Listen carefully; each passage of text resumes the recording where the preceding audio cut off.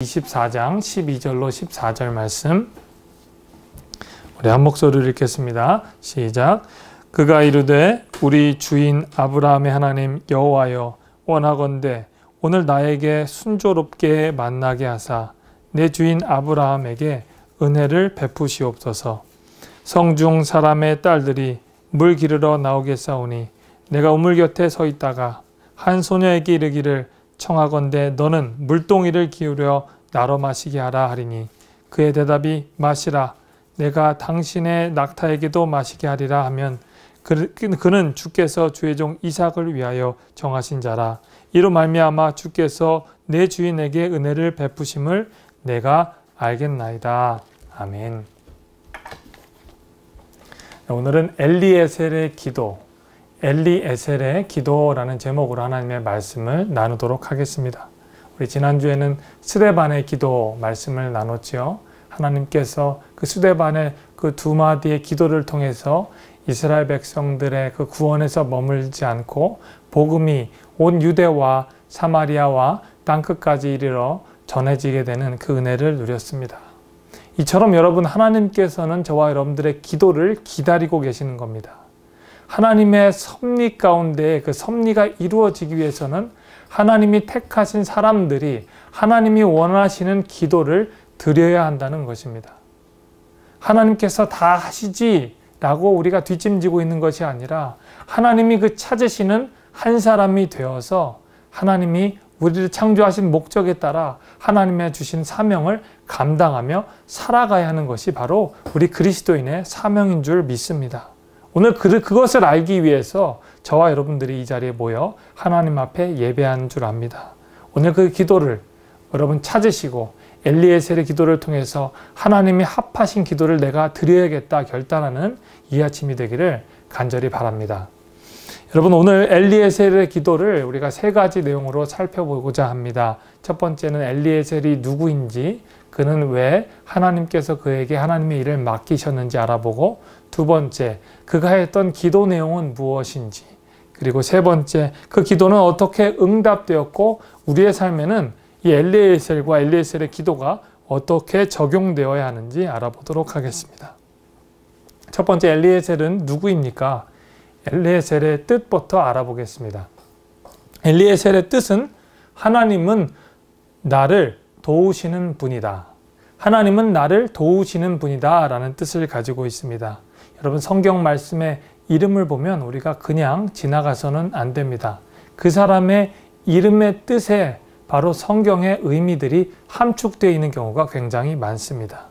여러분 다윗의 할아버지가 누구지요? 다윗의 할아버지 룻의 아들이지요. 바로 오벳입니다. 오벳은 무슨 뜻이었습니까? 룻이 바로 하나님 앞에 순종함으로 하나님의 뜻을 구했을 때 보아스 사이에서 그 순종의 자녀 오벳을 낳았습니다. 오벳이라는 자녀, 그 오벳이라는 이름도 바로 순종이라는 뜻이잖아요. 그 순종의 열매가 이새를 낳았고, 그리고 이새의 아들 다윗이 바로 이스라엘 백성을 이끌 수 있는 그 성군으로 하나님께서 쓰임받게 되었다는 겁니다. 오늘 말씀의 엘리에셀도 똑같습니다. 하나님께서는 나를 도우시는 분이다. 하나님의 도움이 필요하다라는 뜻을 갖고 있습니다. 엘리에셀은 전적으로 하나님을 돕기 위해서 하나님이 그를 택해서 사용했습니다.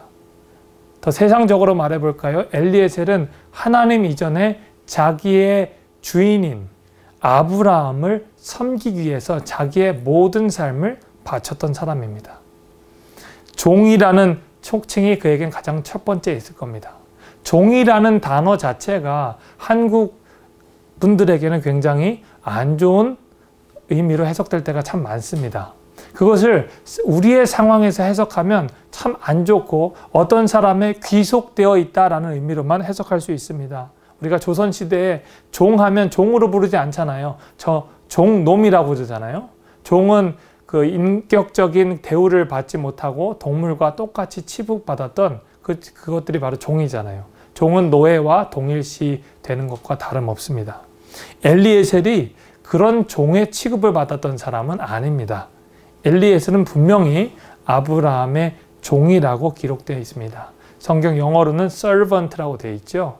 그를 따르는 사람입니다.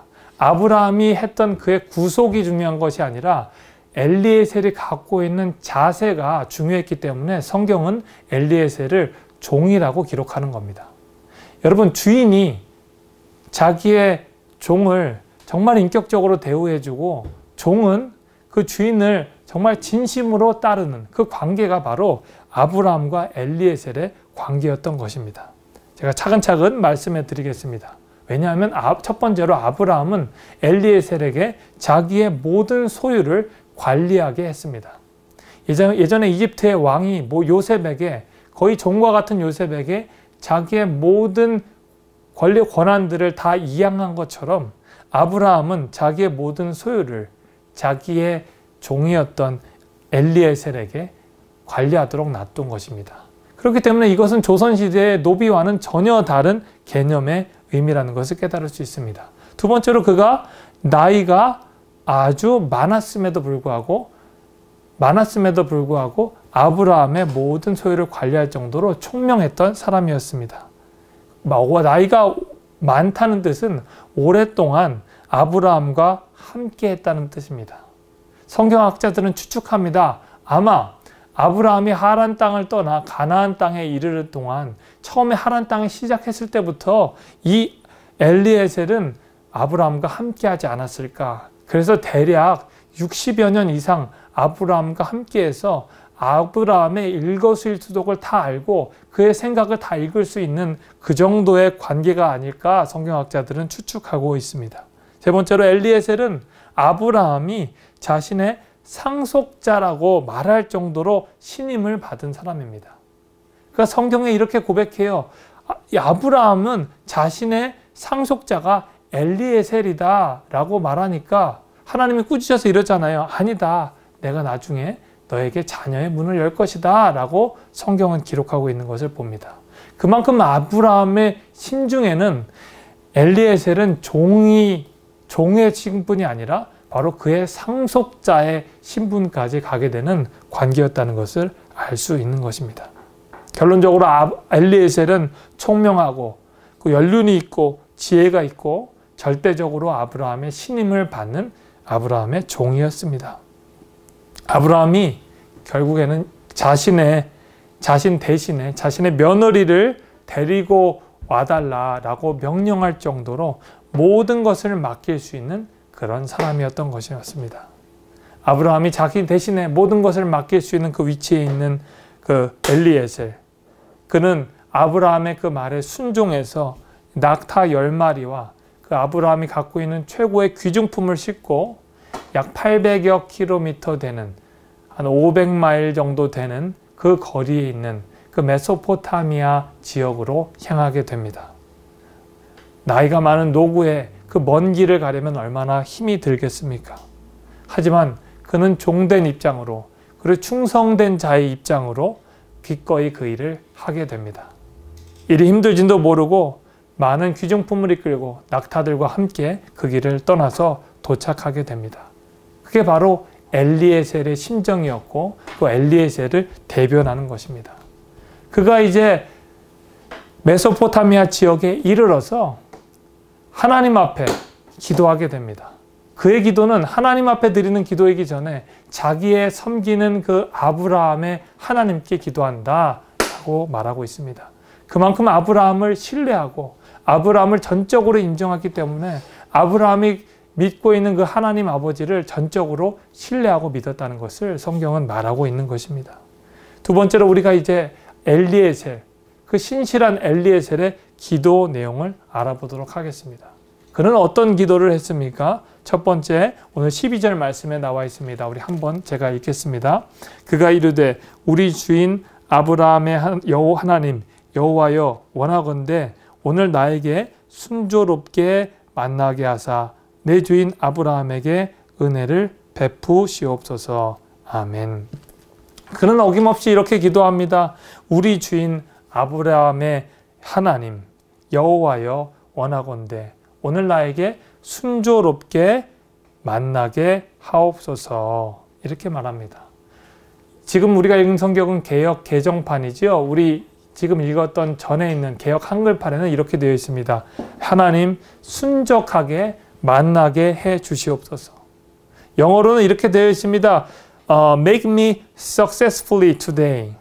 하나님, 나에게 오늘 성공적으로 하루가 진행되도록 해 주시옵소서 라고 되어 있습니다. 좀 말이 모호할 수 있습니다. 순조롭게, 순적하게, 성공적으로 만나게 해주십시오 라는 뜻으로 되어 있습니다. 히브리어를 찾아보니까 이렇게 되어 있습니다. 헤세드라는 단어를 통해서 오늘 하나님께서 이루어야 될 그 기도를 드리는 겁니다.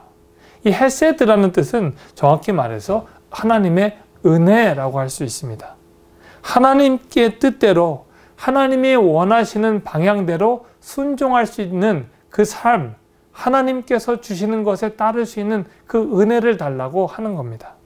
하나님, 나에게 좀 은혜를 주세요. 이 말이 참 어렵지 않습니까?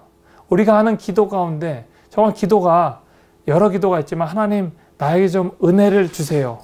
라는 이 은혜가 아마 여러 가지 오늘 말씀 나오는 그 해석으로 포함될 수 있을 겁니다. 하나님, 내가 성공적으로 살게 해주세요. 하나님, 좀 내 앞길이 좀 평탄하게 해주세요. 하나님, 내 길이 좀 어렵지 않도록 도와주세요. 여러 의미가 담겨져 있을 것입니다. 저는 이 헤세드, 이 말에 주목했습니다. 하나님, 내가 이 아브라함이 주시는, 내 주인이 주시는 그 기도, 아브라함이 하는 그 기도, 그 기도대로 내가 그대로 이 기도를 드립니다. 하나님, 나에게 은혜를 내려주셔서 오늘 그 만남을 통해서 하나님의 뜻을 알게 해 주시옵소서. 하나님의 은혜를 발견해 주시옵소서 라고 하는 기도가 바로 오늘 그가 드리는 헤세드의 기도였던 것입니다. 얼마나 막막했겠어요. 500마일을 낙타 10마리를 끌고 와서 그가 했던 기도를 생각해 보십시오. 그가 했던 기도가 특별한 기도가 있었겠습니까? 자기가 알지 못하는 지역, 단지 자기의 주인의 명령에 따라서 그 먼 길을 찾아왔는데 그가 드렸던 기도는 하나님, 나에게 좀 은혜를 내려주세요. 나도 내가 갈 바를 알지 못합니다. 그 길은 내가 정말 옳은지 아닌지 잘 모르지만 하나님, 갑니다.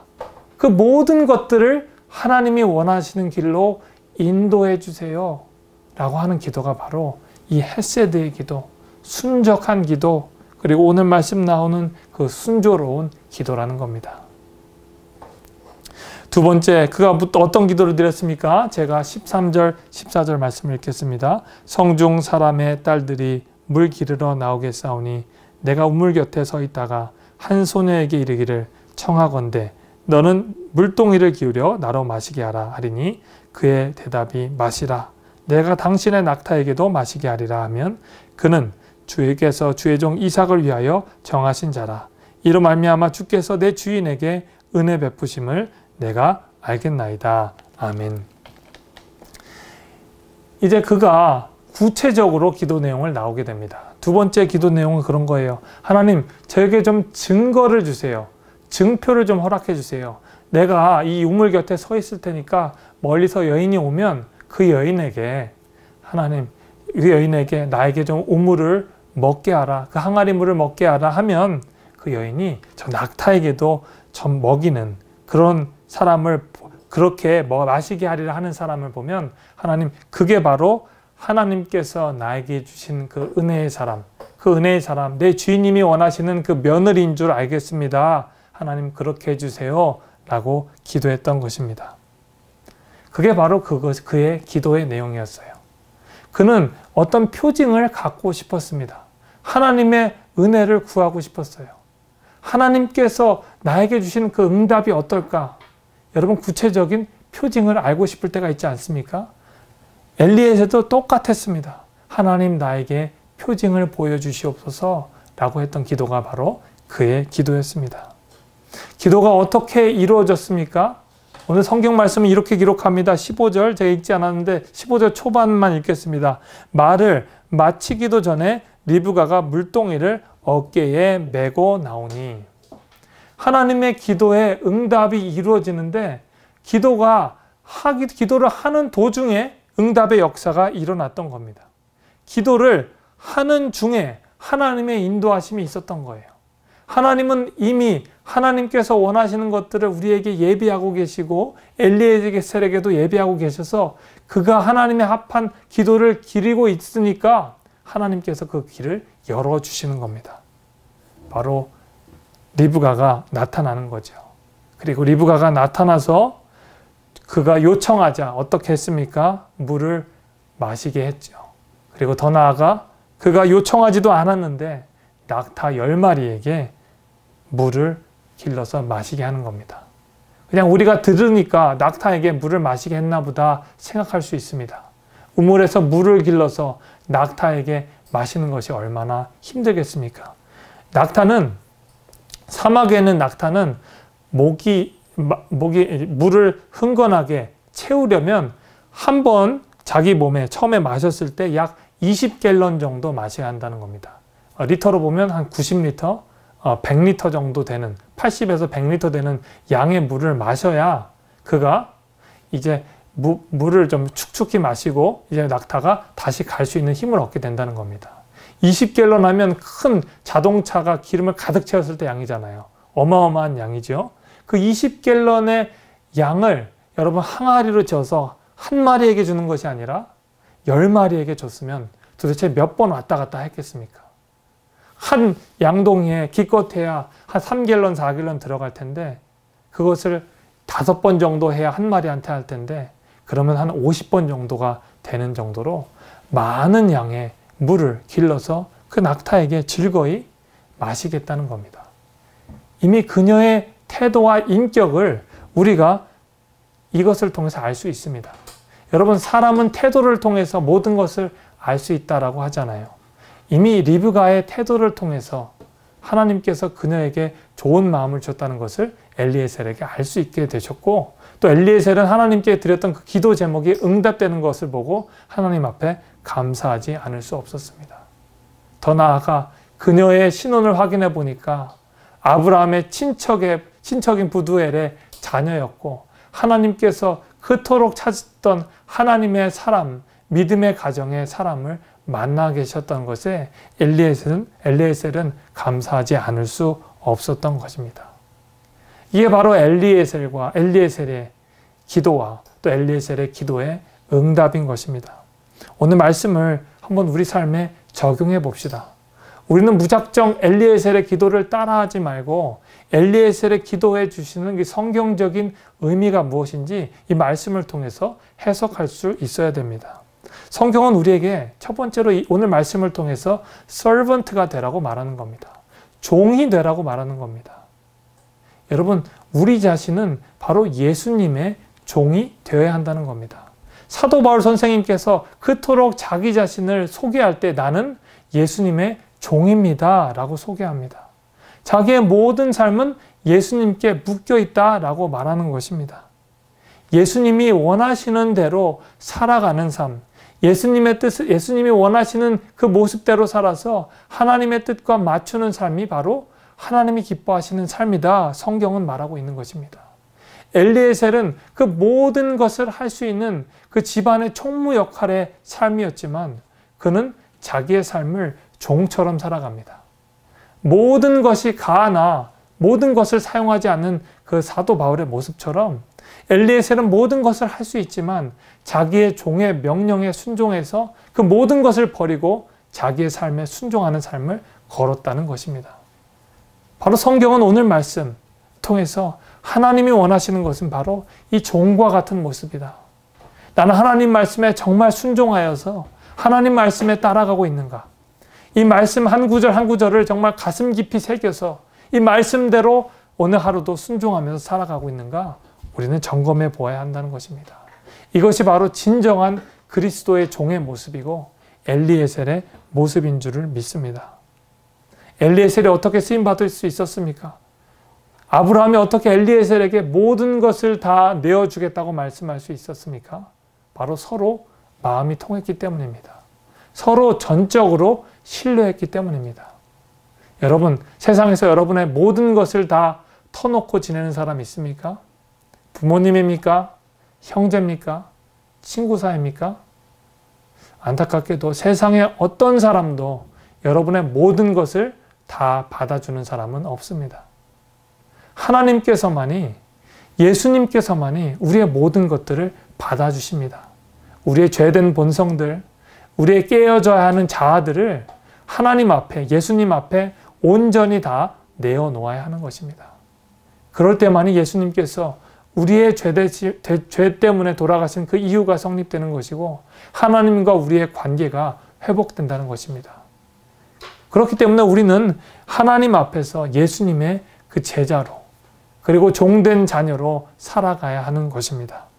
오늘 말씀을 또 어떻게 적용해야 될까요? 우리는 예수님의 증거자가 되어야 한다는 것입니다. 오늘 말씀에서 엘리에셀이 그 먼 메소포타미아 땅까지 가서 할 수 있었던 것이 무엇이었을까요? 그가 할 수 있었던 것, 그의 부를 자랑하는 것이었을까요? 아니면 그가 가지고 온 낙타를 자랑할 것일까요? 아니면 그가 했던 그런 수고를 자랑했을까요? 그는 낙타를 가져온 이유도, 또 귀중품을 가져온 이유도, 그가 그 먼 곳을 온 이유도 단 한 가지, 그의 종의 위대함을 증거하기 위해서 가져왔다는 것을 우리는 꼭 기억해야 합니다. 그는 그의 종 아브라함이 얼마나 위대한지 증거하기 위해서 그 먼 길을 마다 않고 온 사람입니다.